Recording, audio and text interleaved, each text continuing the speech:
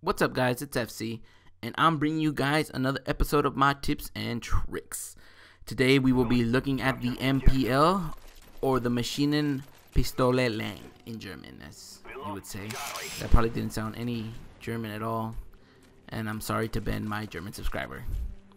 So of course this weapon is from Germany.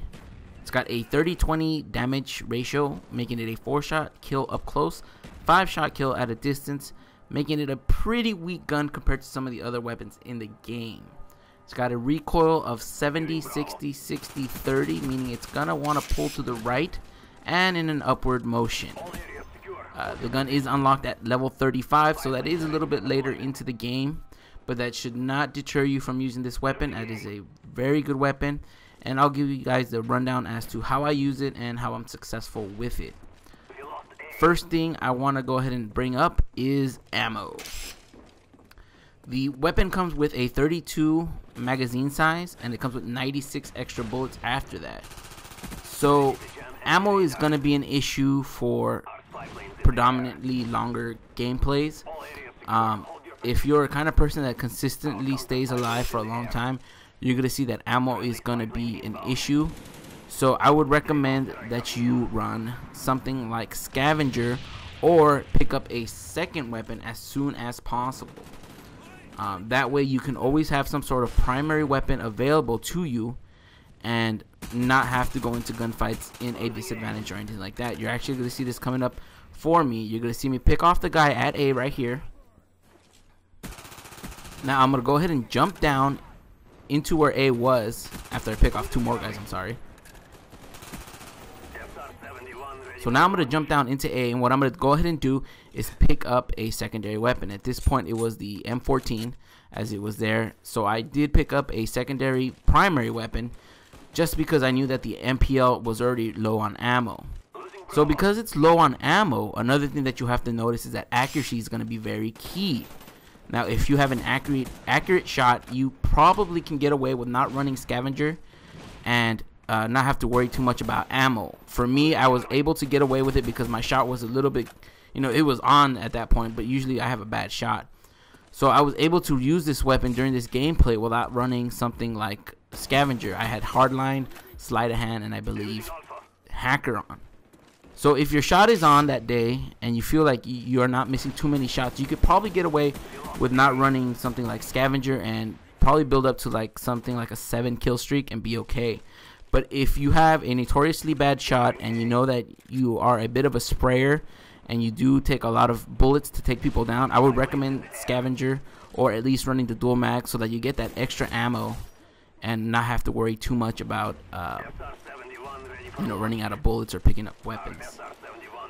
Other things I want to run into, another tip I want to bring out for you guys. Go ahead and keep your engagements at medium range. Long range with this weapon really does not suit its style. You're gonna suffer from that 20 damage at a distance, and getting 5 shots on target to anybody in Black Ops, it's pretty tough to do, especially when they're a good distance away from you. So you want to make sure that you keep your targets medium to short distances, meaning that you're probably gonna need to run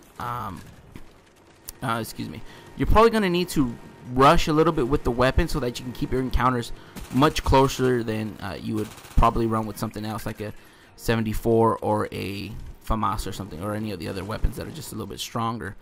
So you are going to have to rush a little bit with this weapon. That's why I recommend using sleight of hand, just because I like that fast reload, and when you're rushing and inside, deep inside enemy territory, reloading becomes very crucial. So running that sleight of hand perk is very, very good. And that brings me up to the setups for this weapon. I said previously in this video that I was running it with hardline, sleight of hand, and hacker, but I've seen other people have much success using other setups. People have recommended me to use warlord and use something like rapid fire and a silencer. I did try that, although I didn't have as much success with it as I did running this setup. It does take down enemies pretty quick, so that is another setup that you could possibly use if you do not like using just the sleight of hand. just use silencer, rapid fire, and you can see that the rate of fire does increase, so the recoil is going to be a little bit harder to maintain. But you know, if you could deal with that recoil, you can have a lot of success with that setup. Another thing that people like to do is run sights on this weapon. The reason being is that the iron sights are a little bit bad. I wouldn't say they're horrible, but they are not as forgiving as some of the other iron sights in the game. So I would, if you have a hard time adjusting to these iron sights, a sight would not be a bad idea for this gun, as it, like I said, it doesn't have too much of a forgiving iron sight. Kill streaks that I could recommend for you guys is, if you are going to be a rusher, meaning you're going to be in enemy territory, I would keep my kill streaks low, just so that you can attain them because of the low ammo also. So running something like 3-4-5, 3-4-6, something like that would probably suit your style a little bit better with this weapon. It's not a long, a weapon that you're going to probably stay alive with for too long if you are going to rush with it. So using your kill streaks to your advantage, that's the best thing you could possibly do. I did run 3, 4, and 8 on this gameplay, making so I had the Blackbird up, but that's just my preference. That's the kill streaks that I've been running for a while now, so take that into effect. Again, like I said, you have to kind of play it to your style.